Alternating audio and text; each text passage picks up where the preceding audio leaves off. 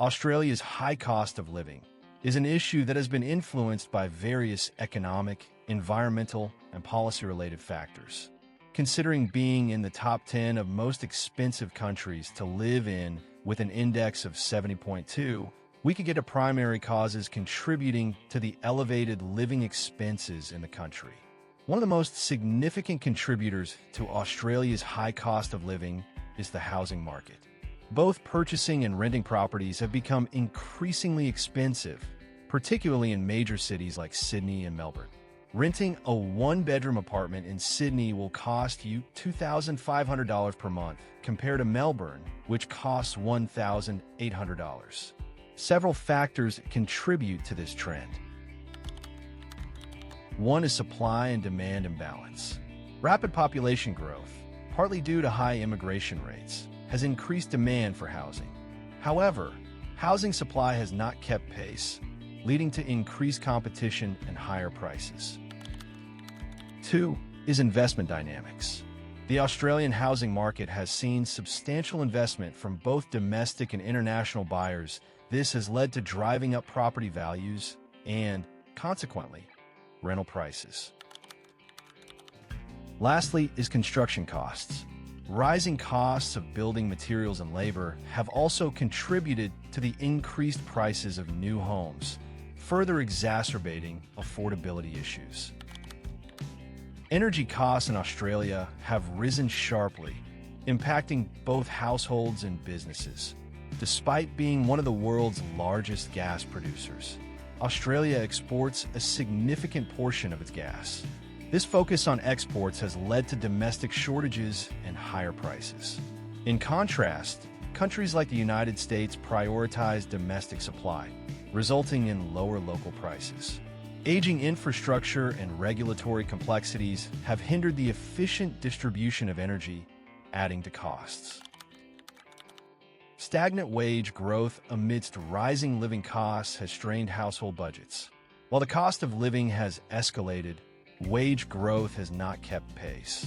This disparity reduces purchasing power and contributes to financial stress among Australians. This, paired with underemployment in regional areas, remains a concern, limiting income potential for many. Fiscal policies and taxation have also played roles in influencing living costs. The lack of indexation in tax brackets has led to bracket creep, where inflation pushes taxpayers into higher brackets without real increases in income, effectively reducing disposable income. Increased government spending, especially during economic downturns, has been cited as a factor contributing to inflationary pressures, which in turn affect the cost of living. The high concentration of population in urban centers of Australia has led to infrastructure strain. Rapid urbanization has put pressure on existing infrastructure, leading to congestion and increased commuting costs. And while major cities face high housing costs, regional areas are left to grapple with underinvestment, affecting job opportunities and access to services. The expenses associated with running businesses in Australia are also passed on to consumers.